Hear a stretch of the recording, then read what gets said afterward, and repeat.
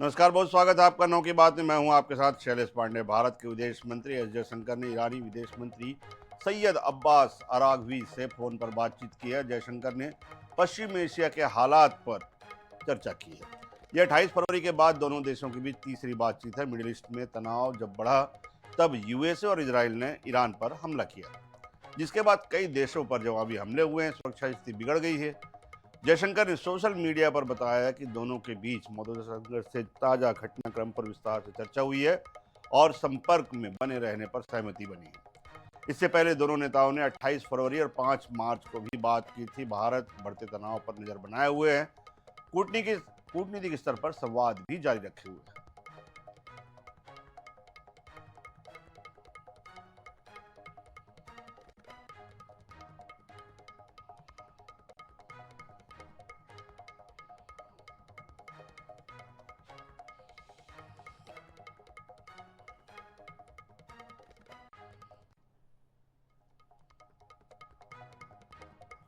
Iran और Israel America युद्ध का असर अब भारत में दिखने लगा है। खास तौर पर एलपीजी को लेकर पूरे देश में हालत खराब है। सरकार ने कमर्शियल गैस सिलेंडर की सप्लाई पर रोक लगा दी है। वहीं घरेलू गैस सिलेंडर की सप्लाई को लेकर नया नियम भी लागू कर दिया गया है।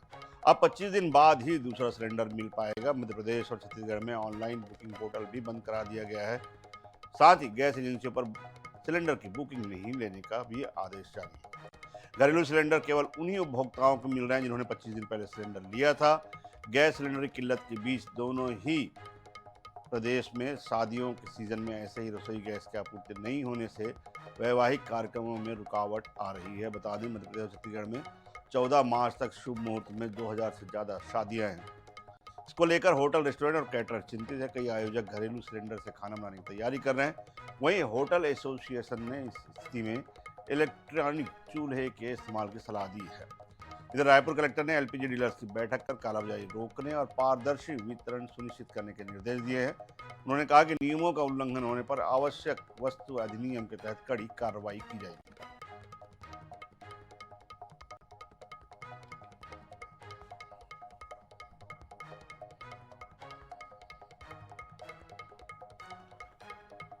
तो आपको बता दें, जो युद्ध है उसको लेकर पूरे देश में इस समय कमर्शियल और घरेलू गैस सिलेंडर की आपूर्ति पर जो है बुरी तरह प्रभाव पड़ा है। साथ ही साथ अगर हम मध्य प्रदेश, छत्तीसगढ़ की बात करें तो यहाँ पर संकट गहरा गया है।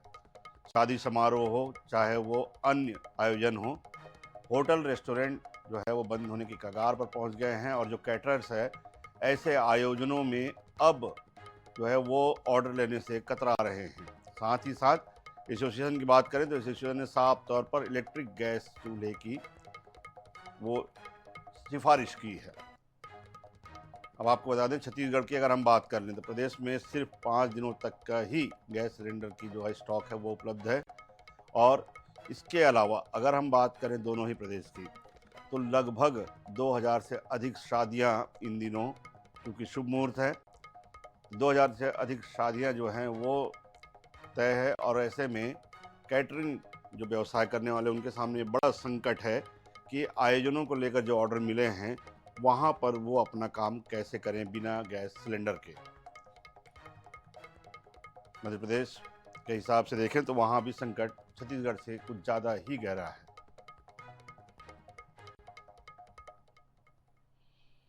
देश भर में एलपीजी सिलेंडर शॉर्टेज की खबरें आ रही हैं। सरकार नजर बनाए हुए है, लेकिन शॉर्टेज की खबरों के बीच में एजेंसीज पर जो लाइनें हैं वो लगातार देखने को मिलती हुई नजर आ रही है। हम आपको दिखा रहे हैं किस तरीके से दिल्ली में भी कुछ इसी प्रकार की जो स्थिति बनी हुई नजर आ रही है। पैनिक का माहौल लोगों में जरूर देखने को मिलता हुआ नजर आ रहा है और लोग अपने घरों से बाहर जो एजेंसीज है वहां पर ही जो सिलेंडर लेने पहुंचे हुए जो है नजर आ रहा है। इस वक्त हम राजघाट के पास में जो है मौजूद हैं और आपको दिल्ली गेट के एरिया की तस्वीरें दिखा रहे हैं कि किस तरीके से जो लोग हैं वो घरों से बाहर जो है आए हुए हैं सिलेंडर लेने के लिए। हालांकि सरकार ने एस्मा लगाया है और सरकार ने कहा है कि सुनिश्चित करने के लिए एजेंसीज को कि पूरी तरीके से प्रोडक्शन को जो है बढ़ाया जाए ताकि जो आम लोग हैं उनको किसी प्रकार की जो दिक्कत है वो जो है ना देखने को मिलती हुई नजर आए। लगातार हम देख रहे हैं कि लोग यहाँ पर पहुंच रहे हैं। आंटी जी, किस प्रकार की समस्या आ रही है? भाई लाइन हो रही है, बहुत परेशानी हो रही है। मतलब रोजा रमजान में क्या कर रहे हैं, यहाँ से इतनी दूर दूर से आना पड़ रहा है, इतने इतने पैसे किराए में भी फेंकने पड़ रहे हैं हमें, फिर भी सिलेंडर अभी लाइन में खड़े हुए हैं, अब घर जाके अलग छोटे बच्चों को छोड़ कर आए हैं। तो देखिए छोटे बच्चों को छोड़कर आए हैं, लाइन में लगकर सिलेंडर लेना पड़ रहा है। पहले भी इस तरीके से लिया है लाइन में लगकर? नहीं, पहली बार आए हम तो। पहली दफा ऐसा हो रहा है, इतनी भीड़ हो रही है कि यहाँ पर सिलेंडर की कितनी किल्लत हो रही है और रोज़े रमजान के दिन चल रहा है, परेशानी बहुत हो रही है। अब घर से हम यहाँ पर रोजे की हालत में रोजे सबके हम सारे जनों के रोजे में यहाँ पर धूप में खड़े हुए हैं, परेशानी हो रही है बहुत। देखिए एक बार तस्वीरें हम दिखाते थे कि इस प्रकार से जो है लाइनों में जो लोग हैं वो फिलहाल यहाँ पर लगे हुए जो है नजर आ रहे हैं और अपनी व्यथा बताते हुए नजर आ रहे हैं। और न केवल दिल्ली बल्कि देश भर से कुछ इसी प्रकार की जो समस्या है वो देखने को मिल रही है। जिस तरीके से ईरान, इजराइल, यूएसए के बीच में जो स्थिति बनी हुई नजर आ रही है और उसके कारण इस तरह की जो स्थिति है वो कहीं ना कहीं जो है ग्राउंड जीरो पर देखने को मिल रही है। फिलहाल कुछ इस प्रकार की स्थिति जो है दिल्ली के अलग अलग इलाकों में और खासतौर पर जो हम तस्वीरें दिखा रहे हैं देखने को मिलती हुई नजर आ रही है। कैमरा पर्सन दीपक के साथ स्पर्श शर्मा, जनता TV, INH news, Delhi. Lok Sabha में बुधवार को स्पीकर ओम बिरला को पद से हटाने को लेकर अविश्वास प्रस्ताव ध्वनि मत से खारिज हो गया। प्रस्ताव पर सरकार की ओर से गृह मंत्री अमित शाह ने करीब 56 मिनट तक भाषण दिया। उन्होंने कांग्रेस और राहुल गांधी पर तीखा हमला किया और कहा कि 18वीं लोकसभा में कांग्रेस सांसदों को भाजपा से लगभग दोगुना बोलने का समय मिला है, फिर भी वो बोलने का मौका न मिलने की शिकायत करते हैं। शाह ने कहा कि जब मौका मिलता है तो विपक्ष के नेता विदेश में होते हैं। उन्होंने यह भी कहा कि सदन नियमों से चलता है और नियमों का उल्लंघन करने पर स्पीकर को माइक बंद करने का अधिकार है। भाषण के दौरान विपक्ष ने जोरदार हंगामा किया और अमित शाह माफी मांगो के नारे भी लगाए।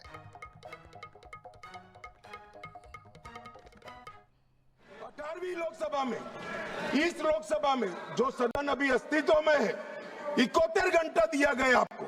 कितना बोले भाई और क्यों नहीं बोले? वो तो आपका अधिकार है, कौन बोलेगा? अरे वो छोड़िए साहब, विपक्ष के नेता की पार्टी लोकसभा स्पीकर पर अविश्वास का प्रस्ताव लेकर आई है, उस पर भी विपक्ष के नेता कुछ नहीं बोलते हैं। तो भैया क्यों लाए हो प्रस्ताव? मान्यवर, ये बोलने नहीं देते हैं, वो ठीक नहीं। वो बोलना नहीं चाहते हैं और बोलना चाहते हैं तो नियम अनुसार बोलना नहीं आता। नक्सलवाद के खिलाफ सरकार की लड़ाई में छत्तीसगढ़ में बड़ी सफलता मिली है। जगदलपुर में 108 नक्सलियों ने हथियार, कैश समेत आत्मसमर्पण किया है। नक्सली अपने साथ जंगल से 1 करोड़ 64 लाख का 1 किलो सोना, 3 करोड़ 61 लाख कैश और 101 बंदूकें भी साथ लेकर आए, जो पुलिस को सौंप दिया गया। लेवी वसूली के दौरान नक्सलियों ने पैसा इकट्ठा किया था। इन सरेंडर नक्सलियों पर 3 करोड़ 95 लाख रुपए का इनाम घोषित है। सरेंडर कार्यक्रम में बस्तर संभाग के 7 जिलों के SP, DGP मौजूद रहे। सभी नक्सली दंडकारण्य इलाके में सक्रिय थे। आत्मसमर्पण करने वालों में 44 महिला नक्सली भी शामिल है।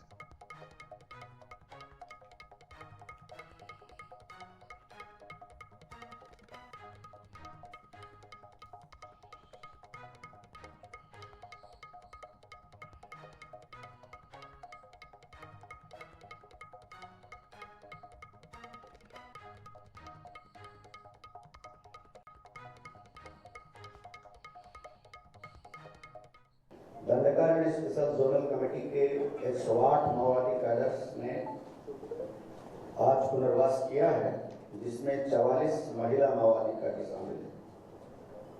इन 108 माओवादी कैडर्स पर 3.29 करोड़ रुपए का इनाम घोषित है। इसमें AK-47, इंसास, LMG, BGL सहित लगभग 101 घातक हथियारों की बरामदगी हुई है।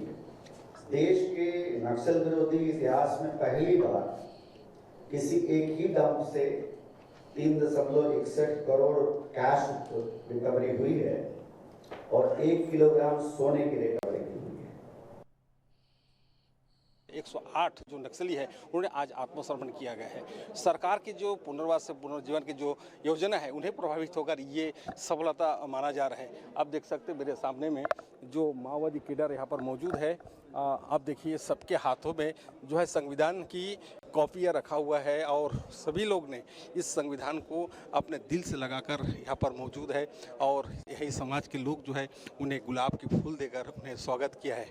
आज की जो इतनी बड़ी जो सरेंडर है, इस सरेंडर के सिर्फ नक्सल माओवादी सरेंडर है कि उनकी जो डंपिंग जो हथियार है और जो रकम है वो भी यहाँ पर मौजूद है। करीबन 3 करोड़ से अधिक जो नगद रकम है उन्हें बरामद किया गया।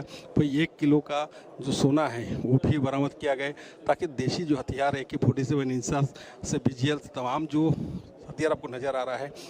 आज बहुत बड़ा दिन है और पुनः मार गेम के तहत आज बड़ी संख्या में लोग अपने पुनर्वास की नीति का लाभ उठा रहे हैं। सर बिल्कुल, आज अच्छा छत्तीसगढ़ की मिट्टी के लिए, इनके नागरिकों के लिए, हमारे पुलिस बलों के लिए जो पुनर्वास कर रहे हैं उन सब के लिए अच्छा दिन है। हिंसा से शांति का रास्ता हमेशा अच्छा होता है, सभी के लिए अच्छा होता है। तो अगर उनके मनों में परिवर्तन हुआ है और ये ऐसा नहीं कि 108 जिन कैडर्स ने सरेंडर किया है केवल उनके लिए है, ये सब हमारे शांति के दूत बनेंगे, अपने आसपास ये मैसेज फैलाएंगे कि हिंसा कितनी मीनिंगलेस है, कितनी बेकार है और किसी का फ़ायदा नहीं करती। सर जितने नक्सली अब तक बचा है उनके लिए क्या संदेश देंगे? बहुत स्पष्ट रास्ता उनके लिए क्लियर है, इसी तरह आकर के पुनर्वास का रास्ता अपनाएं और अन्यथा तो हम लोग पीछे हैं। निश्चित रूप से हमारे साथ मौजूद रहे छत्तीसगढ़ के DGP गौतम साहब। उनका साफ तौर पे कहना है कि ये जो हिंसा का रास्ता छोड़कर ये अपना पूर्वास नीति में अपना कदम रखा है तो निश्चित रूप से इनके भविष्य भी संवारेंगे। और सरकार ने जिस तरह से एक लाल कारपेट बिछाकर अपने जो स्वागत की बात कही थी वो भी आज किया गया, इसका परिणाम स्वरूप है। और सरकार की जो नीति है पुनर्वास से पुनर्जन्म जिसकी प्रभावित होगा, और आज 108 यानी 44 महिला समेत 108 जो दंडक सोशल जोनल कमेटी के जो सदस्य उन्होंने आत्मसमर्पण किया है। वही DGP साहब ने ये भी कहा है कि जो अब तक के जो बस्तर 4 दशक से जो बस्तर की जो नक्सली का दंश झेल रहा था, बहुत सारे जवान शहादत हुई है। उस शहादत का परिणाम है कि जो आज बस्तर में शांति का टापू बन रहा है। कैमरामैन मनोज के साथ जीवनानंद हल्दर, NS न्यूज, जगदलपुर। छत्तीसगढ़ के दुर्ग में अफीम की खेती का खुलासा हुआ था। उसके बाद मंगलवार को बलरामपुर में भी अफीम की खेती का मामला सामने आया है। धान का कटोरा कहे जाने वाले छत्तीसगढ़ में अफीम की अवैध खेती होना बेहद चिंता का मुद्दा है। अफीम की अवैध खेती बेहद सुनियोजित तरीके से की जा रही थी। इधर सत्ता पक्ष कठोर कार्रवाई करने का हवाला दे रहा है तो वहीं विपक्ष आरोपों की झड़ी लगा रहा है।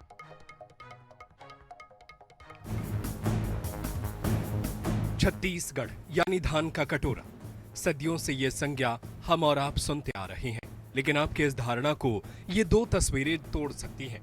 पहली दुर्ग और दूसरी बलरामपुर की। दुर्ग और बलरामपुर की दूरी करीब 855 किलोमीटर है, लेकिन तस्वीरें एक जैसी है।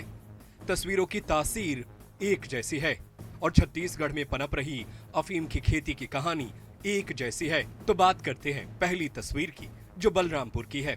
जानकारी के मुताबिक त्रिपुरी गांव में बड़े पैमाने पर अफीम की खेती की जा रही थी। सूचना मिलने पर पुलिस मौके पर पहुंची। जिस इलाके में कार्रवाई हुई है वो इलाका झारखंड से लगा हुआ है। पुलिस अफीम लगाने वालों की जानकारी जुटा रही है। बताया गया कि ग्रामीणों के करीब 2 एकड़ जमीन को किराए पर लेकर बाहरी लोगों ने अफीम लगाई थी। दुर्ग के बाद बलरामपुर में अफीम के खेत मिलने पर पूर्व CM भूपेश बघेल ने X पर लिखा कि फिर पकड़ी गई अफीम। मैंने पहले ही कहा था कि दुर्ग तो महज पर्दाफाश की शुरुआत थी। अफीम सहित सूखे नशे का कारोबार सुनियोजित तरीके से चल रहा है। बहरहाल अब बात करते हैं दुर्ग जिले की, जहां समोदा गांव में पुलिस ने 5 से 6 एकड़ में फैली अफीम की खेती का खुलासा किया था। इस मामले में भाजपा नेता विनायक ताम्रकार समेत 2 अन्य आरोपियों को गिरफ्तार कर जेल भेज दिया गया है, जबकि एक आरोपी अभी भी फरार बताया जा रहा है, जिसकी पुलिस तलाश कर रही है। वहीं प्रशासन की टीम अफीम के पौधों को बुलडोजर और JCB की मदद से नष्ट कर रही है। अफीम की फसल की कीमत करोड़ों रुपए बताई जा रही है। भाजपा से जुड़े हुए नेता, उनके जो साथ में डॉक्टर ताम्रकार है, उनके नाम पे जमीन है। अब जांच की जा रही है आखिर इसमें जमीन किसका है, खेती कौन कर रहा था। कुछ राजस्थान के लोगों का नाम आ रहा था। आखिर इतने बड़े स्तर पे इस किनारे खेती की जा रही है तो लोगों को पता कैसे नहीं चला, कब से खेती की जा रही है, ये जांच की जा रही है। यहाँ पर मेरी साहब हैं SDM, उनकी अगुवाई में जांच चल रही है। मणिशंकर चंद्रा साहब हैं ASP, वो जांच कर रहे हैं। अब आगे इस मामले में क्या खुलासा देखने वाली बात होगी, लेकिन बड़े स्तर पर कार्रवाई तो यहाँ पर चल रही है, ये कहा जा सकता है। वहीं मंगलवार को इस मामले को लेकर कांग्रेस ने भाजपा पर जमकर हमला बोला। प्रशासन की चूक यहाँ पे ये है या प्रशासन जिम्मेदार यहाँ पे ये है कि डिजिटल सर्वे इस बार हुआ है। गिदौरी हर साल होता है, पटवारी RI और जो एग्रीकल्चर अधिकारी जो ग्रामीण रहता है वो सर्वे करता है। डिजिटल सर्वे में तो एक दिन का आ जाता है। इतना बड़ा 10 एकड़ का अफीम का खेती इनको पता नहीं चला, तो प्रशासन की चूक है। तो सुना आपने, कांग्रेस कितने गंभीर आरोप लगा रही है। वहीं बीजेपी का कहना है कि अफीम मामले में जो भी दोषी होगा उसके खिलाफ कड़ी से कड़ी कार्रवाई की जाएगी। नशे के सौदागरों के खिलाफ, नशे के व्यापारियों के खिलाफ लगातार कार्रवाइयाँ हो रही हैं।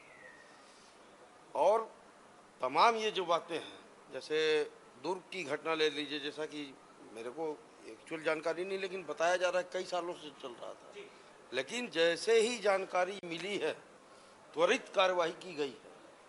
बलरामपुर में जानकारी मिली, चूंकि अब एक जगह की जानकारी मिल गई है तो प्रशासन एकदम अलर्ट मोड में आ गया है कि हर जगह हम जानकारी लें, कहीं भी इस टाइप का अगर कोई खेती हो रहा हो या कोई भी ऐसी गतिविधियां हो रही है उनके ऊपर कार्रवाई हो।